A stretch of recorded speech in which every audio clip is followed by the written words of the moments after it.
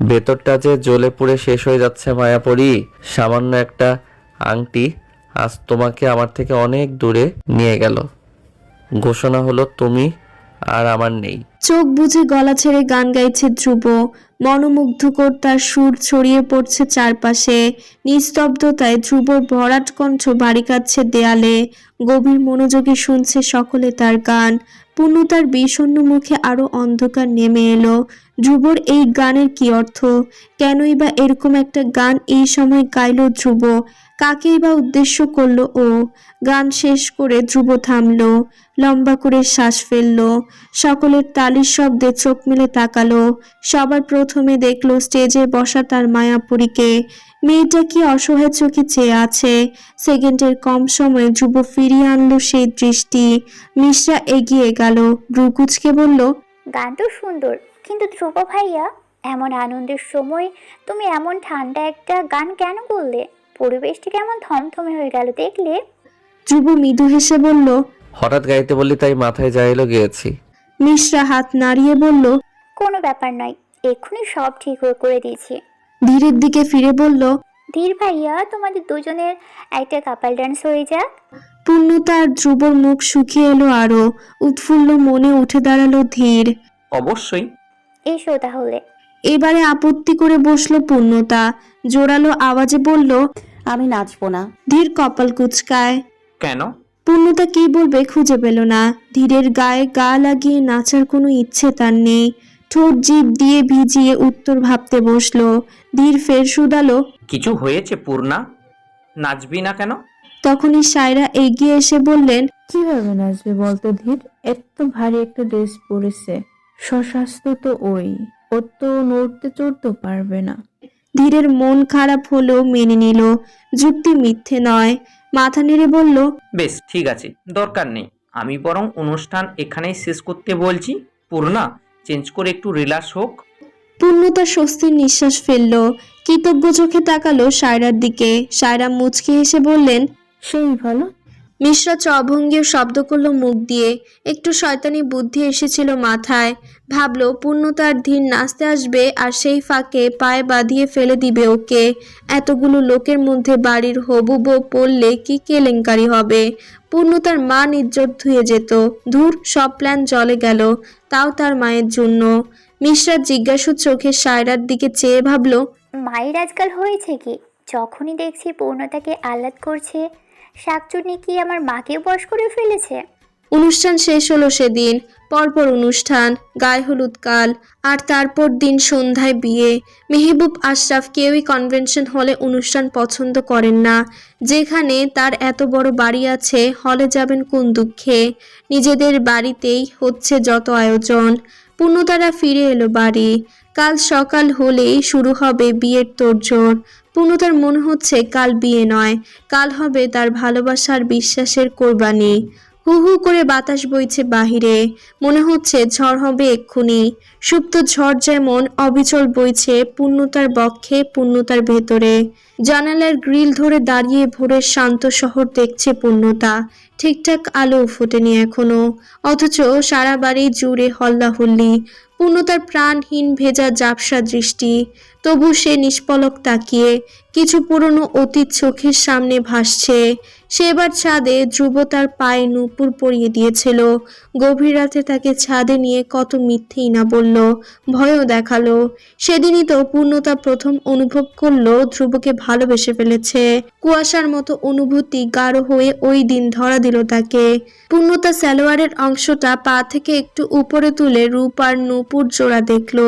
ধ্রুব বলেছিল না, এই নুপুর পরে হাঁটলে সে বুঝবে পূর্ণতার আগমন। আজকের পর থেকে ধ্রুবদের সারা বাড়িময় ঘুরে বেড়াবে পূর্ণতা। ধ্রুব তখন কি অনুভব করবে? তার মায়াপরি আসছে নাকি ভাইয়ের বউ? পূর্ণতার চোখ বেয়ে জল গড়ালো। হাওয়ার তোপে অগোছালো লম্বা চুল উড়ে উড়ে মুখে এসে পড়ছে। কতক চোখের জলে ভিজে লেগে থাকছে গালের উপর। এত শোকের মধ্যেও পূর্ণতা গুনগুন করে গেয়ে উঠল ধ্রুবর কতদিনের গানের অসমাপ্ত অংশটুকুন। কেউ না জানুক তুমি তো জানো আমি তোমার, কেউ না জানুক তুমি তো জানো তুমি আমার। সবাই তৈরি হতে ব্যস্ত। পূর্ণতাদের বাড়ি যাবে, ওখানে গায়ে হলুদের আয়োজন করা হয়েছে।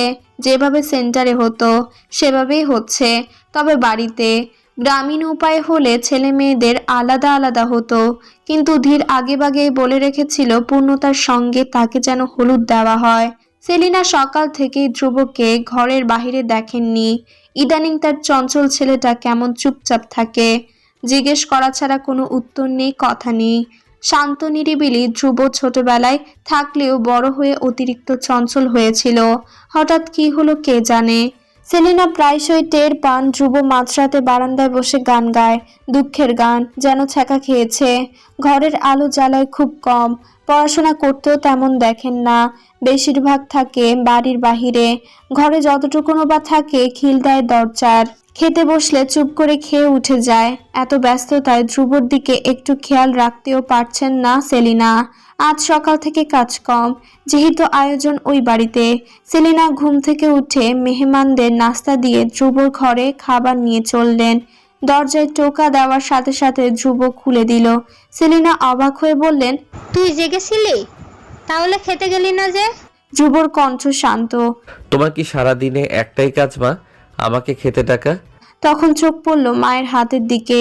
ও খাবার সাথে এনেছো আজ? সেলিনা গাল ফোলালেন। তো করবোটা কি? আজকাল ডাকতে ডাকতে মুখ ব্যথা বানালেও তোর দেখা পাওয়া যায় না। ভেতরে আসবে? সেলিনা মাথা নাড়লেন। এই ছেলের সাথে কথা বাড়িয়ে লাভ নেই, বললেন। সর। ধ্রুব সরে দাঁড়ালো। সেলিনা খাবার রাখতে ভেতরে ঢুকলেন। বিছানার উপর ট্রলি ব্যাগ আর ভেতরে জামা কাপড় দেখেই থেমে গেলেন। ভ্রু কুঁচকে শুধালেন, ব্যাগ গুছাচ্ছিস কেন ধ্রুব? ধ্রুব এগিয়ে এলো। বিছানার উপর রাখা শার্ট প্যান্টগুলো ব্যাগে ভরতে ভরতে বলল, আমি চিটাগাং যাচ্ছি মা। সেলিনার তস্ত হাতে খাবারের ট্রে রাখলেন টেবিলের উপর। উদ্বেগ নিয়ে বললেন, চিটাগং যাচ্ছিস মানে? কেন? কাজ আছে। কি কাজ? তোমাকে বলা যাবে না। সেলিনা উত্তেজিত হয়ে পড়লেন। কি এমন কাজ তোর যে আমাকেও বলা যাবে না? খুব বড় হয়ে গেছিস ধ্রুব। আজ তোর ভাইয়ের গায়ে হলুদ, কাল বিয়ে, আর তুই এখন যাবি ঢাকার বাইরে? এটা কি ফাজলামো হচ্ছে? ধ্রুব সোজা হয়ে দাঁড়ালো। ভাইয়ের বিয়ে আমার নয়, আমি থাকা না থাকা সমান। সকাল সকাল এত চেঁচিও না মা, শরীর খারাপ করবে। তাছাড়া বাড়ি ভর্তি মেহমান, কেউ শুনলে কি ভাববে? সেলিনা প্রচন্ড বিস্ময় নিয়ে বললেন, বড় ভাইয়ের বিয়ে ছেড়ে ছোট ভাই চলে গেল, তখন কেউ বুঝি কিছু ভাববে না? কেউ জানবেই না আমি নেই, আমি পেছনে দরজা দিয়ে বেরিয়ে যাব, সমস্যা নেই। এমন কি হলো হঠাৎ? তুই এরকম করছিস কেন? তুই কি রাগ করেছিস আমার ওপর? ধ্রুব দুর্বোধ্য হাসলো, ঠান্ডা গলায় বলল, না মা, রাগ তো নিজের উপর করছি, কারণ আমি যে অপরাধী। সেলিনা বুঝলেন না। কিসের অপরাধ? ওসব তুমি বুঝবে না। ধ্রুব টেবিলের কাছে এসে প্লেট থেকে স্যান্ডউইচ তুলে মুখে দিল। গলা দিয়ে খাবার না নামলেও আজ খুব দ্রুত খেয়ে পানি খেলো। মুখ মুছে তাকালো মায়ের দিকে। সেলিনা এখনো তাকিয়ে আছেন, বুঝতে চাইছেন ছেলের মনের অবস্থা। এইভাবে তাকিয়ে আছো কেন? সেলিনা চোখ চিকন করে বললেন, তার মানে তুই যাবি? হ্যাঁ। সেলিনা হনহন করে বেরিয়ে গেলেন। এক্ষুনি মেহবুব আর ধীরকে গিয়ে জানাবেন। ধ্রুব কি করে যায়, দেখে ছাড়বেন তিনি। লাল পাড়ের হলুদ শাড়ি পরেছে পূর্ণতা, গা ভর্তি কাঁচা ফুলের গয়না, গোলাপ আর গাধা মেশানো। ধীর আর তার গায়ে হলুদ একসঙ্গে হবে এই বাড়িতেই। পূর্ণতা হাঁটুতে থুতনি ঠেকিয়ে বসে আছে বিছানায়। তাকে ঘিরে তার আত্মীয় স্বজনের ভিড়। আংটি বদলের দিন যারা আসেননি আজ তারাও এসেছেন। কে আসছেন কে যাচ্ছেন পূর্ণতার ওসবে মন নেই। তার মস্তিষ্ক জুড়ে একটাই প্রশ্ন, এখনো তুমি কিছুই করবে না ধ্রুব? কিছুক্ষণের মধ্যে বাড়িতে হইচই পড়ে গেল। ধীররা এসে গেছে। নির্জীব পূর্ণতাকে নিতে ঘরে ঢুকলেন সায়রা। পূর্ণতার দিকে চেয়ে ভারী শ্বাস ফেললেন। একটা যদি উপায় পেত বিয়েটা আটকানোর। চল, অনুষ্ঠান শুরু হবে। পূর্ণতা চোখ তুলে তাকালো। সায়রার বুক কেঁদে উঠল ওর চাহনিতে। খুব কষ্টে স্বাভাবিক রাখলেন নিজেকে। পূর্ণতা যেন শুনতেই পায়নি সায়রা কি বলেছে, তাকিয়ে রইল একভাবে। সায়রা ফের বললেন, নেমে আয়। পূর্ণতা আস্তে ধীরে নামলো বিছানা থেকে। সায়রা ওর হাত ধরে নিয়ে চললেন। পেছন পেছন অতিথি মেয়েগুলো এলো। সায়রা হাঁটার মধ্যে চারপাশে চেয়ে চেয়ে মিশরাকে খুঁজছিলেন। এই মেয়ে কোথায় যে গেল, কাজের সময় যদি পাওয়া যায়। পূর্ণতাকে নিয়ে যাওয়ার কথা তো ওরই, তা না নির্ঘাত কোথাও আড্ডা মারছে গিয়ে, একটু যদি শুধরোয়। পূর্ণতার চেহারায় একটা বউ বউ ভাব ফুটে উঠেছে। গায়ে হলুদের সাজে পূর্ণতাকে দেখে একটাই মনে হলো ধীরের, তার বউ পূর্ণা। আজ বাদে কাল বিয়ে তাদের, তারপর আর কেউ আলাদা করতে পারবে না, কেউ আসবে না মাঝখানে। ধীরের পাশে বসানো হলো পূর্ণতাকে। ধীর যত কানের কাছে গিয়ে ফিসফিস করে বলল। মারাত্মক লাগছে। পূর্ণতা স্থির হয়ে বসে রইল, কোনো উত্তর করল না। মাথায় ঘুরছে পুরনো কথা, ধ্রুবর কথা। ধ্রুব সবসময় এরকম ফিসফিস করে কথা বলতো, গায়ে লোম অবধি দাঁড়িয়ে যেত পূর্ণতার। সমগ্র রন্দে রন্দে বইত শিহরণের স্নিগ্ধ বাতাস। ধীর আবার বলল, আমাকে কেমন লাগছে বললি না তো? পূর্ণতা অনীহা নিয়ে তাকালো, কিন্তু চোখ আটকে গেল সাথে সাথে। পাশে ধ্রুব বসে, পরনে মেরুন শেরওয়ানি, ঠোঁট জুড়ে সেই পুরনো হাসি। পূর্ণতার চেহারা ঝলমল করে উঠল, মুগ্ধ হয়ে আওড়ালো, একদম আমার স্বপ্নের রাজপুত্রের মতো। ধ্রুবর হাসিটা বিস্তৃত হলো, ভ্রু উঁচিয়ে বলল, তাই? হ্যাঁ তা। পূর্ণতার হাসিটা উবে গেল। খেয়াল পড়ল পাশে ধ্রুব নয় ধীর রয়েছে। চট করে চোখ ফিরিয়ে কোলে রাখা হাত দুটোর উপর রাখলো। শরীরটা কাঁপতে শুরু করেছে। একটু আগের কল্পনাটাই যদি সত্যি হতো। তখন সামনে থাকা ফটোগ্রাফার বললেন, ম্যাম এদিকে তাকান। পূর্ণতা তবুও তাকালো না। ধীর এগিয়ে এসে পূর্ণতার পিঠ ছড়িয়ে কাঁধে হাত রাখলো, বলল, তুলুন। পূর্ণতার দাঁত চেপে বসে রইল।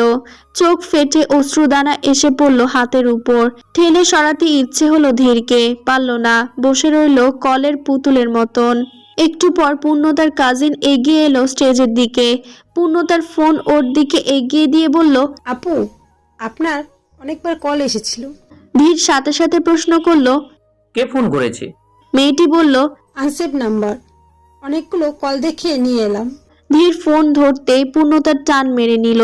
ধীরের দিকে রুষ্ট চোখে চেয়ে বলল, এখনো তোমার বউ হয়নি ধীর ভাইয়া, বিয়ের পর না হয় খবরদারি করো। ধীর ব্যস্ত কণ্ঠে বলল, না না না, আমি তো। তুমি একটু সরে বসবে ভাইয়া, বড়রা আছে। I feel uncomfortable. ধীরের মুখ থমথমে হয়ে এলো। দূরত্ব রেখে সরে বসলো সে। পূর্ণতা ফোনের দিকে তাকালো। হ্যাঁ, 12টা মিসড কল উঠে আছে, কিন্তু এটা কার নম্বর? রূপের। ও তো আসেনি এখনো, তার জন্যে কি ফোন করলো? পরপর দেখলো একই নম্বর থেকে মেসেজ উঠে আছে। পূর্ণতা এবার লক খুলে ইনবক্স চেক করলো। বাড়ির পেছন দিকে একবার আসবে মায়াপরি প্লিজ? পূর্ণতার বুক ধক করে উঠল। মায়াবরী, তার মানে ধ্রুবর মেসেজ এটা। তবে কি ধ্রুব ওর ভুল বুঝতে পেরেছে? ও কি সব ঠিক করতে চাইছে? হ্যাঁ, তাই হবে, না হলে ডাকবে কেন? আমি জানতাম ধ্রুব আমাকেই ভালোবাসে। আমার বিয়ে হয়ে যাবে সেটা কি ও হাত গুটিয়ে বসে বসে দেখতে পারে? কোনোদিন না। পূর্ণতার চকচকে চেহারা দেখে ধীর ভ্রু গুটালো। একটু আগেও তো মনমরা হয়ে বসেছিল, হঠাৎ হলো কি? কি আছে ফোনে? ধীর চেষ্টা করলো দেখতে, কিন্তু যৎকিঞ্চিত দূরে বসায় পারল না। পূর্ণতা উদ্বিগ্ন চোখে আশেপাশে তাকালো, সাথে বেকুল কণ্ঠে ডাকলো, ছোট মা, ছোট মা। ডাক শুনে ছুটে এলেন সায়রা। ব্যস্ত ছিলেন অতিথি আপ্যায়নে। হ্যাঁ বল, কিছু লাগবে? আমি একটু ওয়াশরুমে যাব। পূর্ণতার মিনমিনে কণ্ঠ। সায়রা বললেন, আয়। পূর্ণতা তস্ত পায়ে নামলো।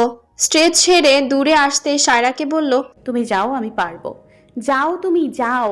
সায়রার অদ্ভুত লাগলো কেমন। পূর্ণতা এত উতলা হয়ে আছে কেন? তাও চলে গেলেন চুপচাপ। সায়রা আড়াল হতেই পূর্ণতা ছুটে গেল বাড়ির পেছন দিকে। ধ্রুব অপেক্ষা করছে ওখানে। 10 মিনিট আগেই তো মেসেজ পাঠিয়েছে, নিশ্চয়ই এখনো আছে। পূর্ণতার মন বলছে আজ কোনো মিরাক্কেল হবে। দুটো ভালোবাসার মানুষকে ভাগ্য আলাদা করবে না। বাড়ির পেছনে এসে থামলো পূর্ণতা। দৌড়ে আসায় হাঁপিয়ে গেছে। হাঁপাতে হাঁপাতে এদিক ওদিক তাকালো। ধ্রুব নেই দেখে পূর্ণতা তাড়াতাড়ি ডায়াল করলো ওর নম্বরে। আঙ্গুলগুলো কাঁপছে উত্তেজনায়। ওপাশ থেকে ভেসে এলো একটি নারী কণ্ঠ। আওড়ালো কিছু বিদঘুটে লাইন। দুঃখিত, কাঙ্ক্ষিত নম্বরে সংযোগ প্রদান করা সম্ভব হচ্ছে না। পূর্ণতা হাল ছাড়ল না। অনেক সময় নেটওয়ার্কের কারণেও বন্ধ আসে ফোন। আবার ডায়াল করলো সে, এবারেও বন্ধ। পূর্ণতা চেষ্টা করতেই থাকলো, বিশ্রাম নিল না, কিন্তু ফলাফল শূন্য বরাবর। পূর্ণতা থামলো এবার, হাত থেকে ফোন পড়ে গেল মাটিতে। ধ্রুব এরকম একটা মুহূর্তেও মজা করলো তার সঙ্গে। পূর্ণতার মনে হলো গোটা পৃথিবী থমকে গেছে, পায়ের নিচে মাটি নেই, শ্বাস নেওয়ার উপায় নেই, সব শেষ সব। ধপ করে মাটিতে বসে পড়ল পূর্ণতা, দু গাল গড়িয়ে জল গলা অবধি আসছে। একটা সময় শাড়ি খামছে ধরে কেঁদে উঠল। বিয়ে বাড়ির এত শব্দে তার চিৎকার শুনল না কেউ, মিশে গেল বাতাসে। পূর্ণতা চিৎকার করে কাঁদতে কাঁদতে বলল, ধ্রুব, এর থেকে নিজের হাতে মেরে ফেলতে আমায়, বেঁচে যেতাম তোমার প্রতারণা হতে।